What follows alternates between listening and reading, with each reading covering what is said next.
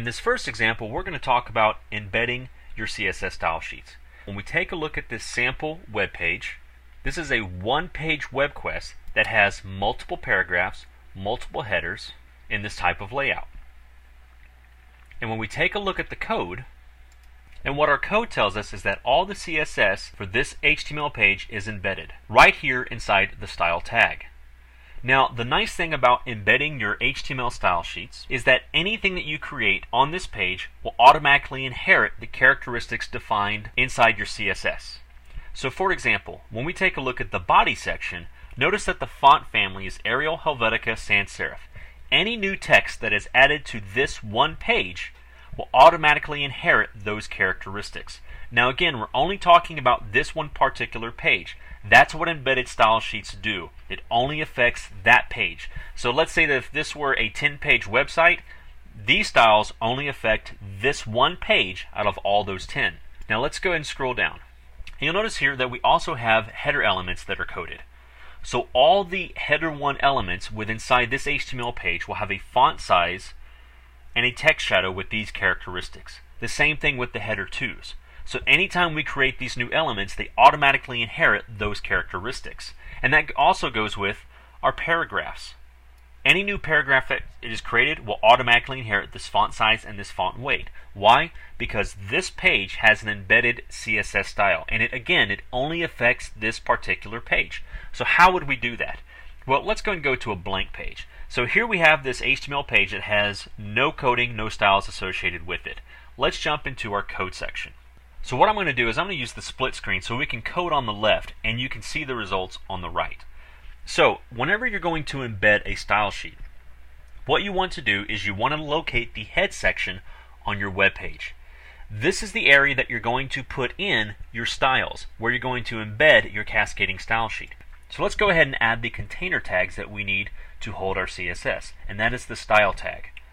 I'm going to do less than, the word style, and then the greater than symbol.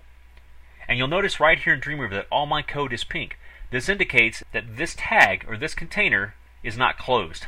All the contents are overflowing into the code below it. So let's go ahead and close off this style tag since we got it up here. I'm going to hit enter on the keyboard, less than, the / mark to indicate that it's a closing tag, and then style, and then the greater than symbol. Now, for those of you that are coding in XHTML, you can add this additional element. It's not needed inside HTML5 documents, but you can still have it, and it won't affect anything. Put a space after the style name, and then go ahead and spell the word type, equals, open quote, text / CSS, and then close quote. Now, for what we want to do right here in between our style tags, this is where we are going to put all of our CSS styles. And instead of typing them out one by one, I'm just going to copy and paste some pre-made ones that I've done earlier. Go and put those in there. And they go with inside the style container. Remember, if you've seen some of the other videos I've done, the opening tag is like the lid of a bowl. And your close tag is the base. And all your content goes between it, just like you would put in a Tupperware bowl. You want to make sure that it's contained. So here, all our cascading style sheet is contained within inside the style tag, located inside the header section. And if you look right here inside this style sheet, right here for the body, this indicates that all text created for this web page inside this body will automatically have the Arial, Helvetica, and Sans Serif font. And if you notice right down here, all the paragraphs will be colored this gray color and have a font size of 13. And so when you look at all these individual paragraphs that I have, 1, 2, 3, 4, and 5, I don't have to go in and code those individually. They're going to all inherit this characteristic defined inside this embedded style sheet. So let's go and click over here on the right and see the results. So now you can see that all of my text is changed to the gray color determined right here inside the paragraph setting. They're all the Arial font as determined by the body. And of course their font size is also determined by the paragraph as well. So that's how you embed a style sheet inside your HTML page. You locate the head section and then create a style tag, and then again put your CSS information between the opening and closing style tag.